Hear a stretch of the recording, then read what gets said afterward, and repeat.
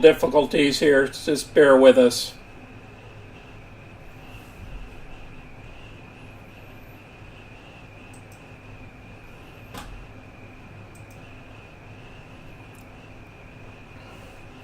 Today we're going to cover IBM. They declared earnings this afternoon. We're going to go through the earnings, and then we're going to get to unusual activity from John, and then we're going to go into a Q&A.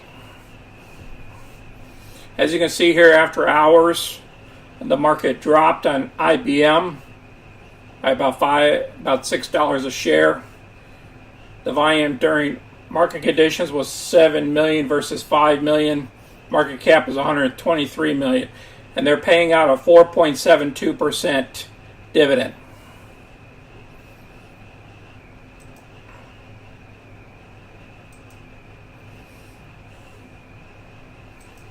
Short interest in the stock is 2.49%. And looking at the chart, because of this drop of 130 down to 132 again, we're just checking right back down here where the red line is, which is our 200-day moving average.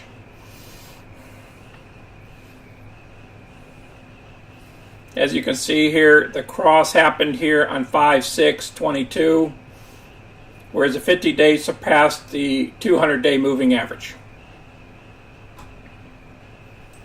Let's go through a little bit about the earnings.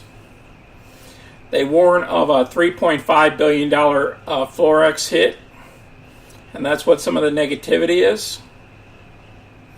They beat the quarterly earnings projections on Monday, but warn that the hit from Forex of the year could be about $3.5 billion due to the strong dollar.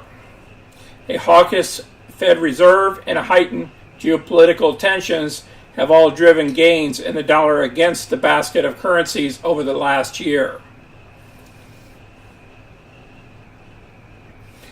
IBM now expects a foreign currency exchange hit to revenue about 6% this year, based on the chief financial officer told Reuters.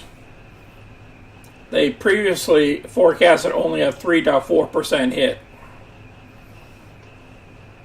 However, the strong demand in its consulting and infrastructure business helped IBM post quarter revenue of $15.54 billion, beating analysts' average estimate of $15.18 billion.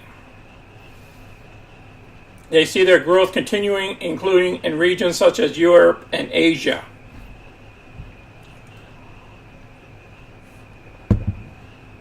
Now, I still believe in this company, but as you know, how the market's been playing everything is basically they shoot these stocks up higher and then they turn around and dump them.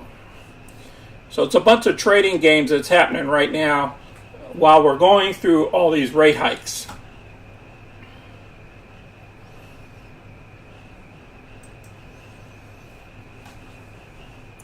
Now let's listen to a little bit about what the analysts are talking about here. And revenue of $15.5 billion. That was ahead of Wall Street expectations. What you want to know for this company is it's a defensive play, and given its high exposure to recurring sales and cost cutting, it showed that it could still pull forward, and its Q2 report proved no different. But let's focus in on some of those key businesses, like consulting, for example, a key barometer for whether companies are spending on IT, and the digital transformation to cloud proved weaker than the street anticipated at $4.38 billion. All right, so you heard that. So you heard the positives and the negatives on the stock here. Let's get to the questions real quick, and then we're going to move on to John Nigerian Brothers. All right, TJ, I appreciate you joining us. TG, sorry, apologize. This is our first video here. We're going to do more in the future. place down a good time for you on a daily basis or a weekend basis when we should do these videos.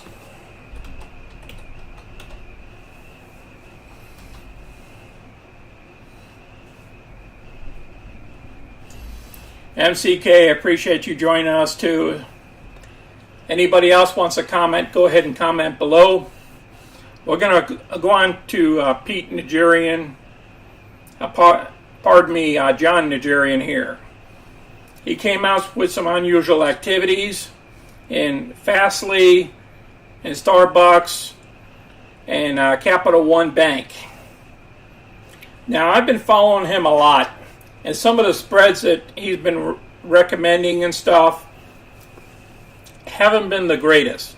So apparently these people with big money that's going in, that doing these trades, they're like batting like 1 out of 10. So I'm going to keep tracking them and keep sharing them with you only when they reflect our stocks.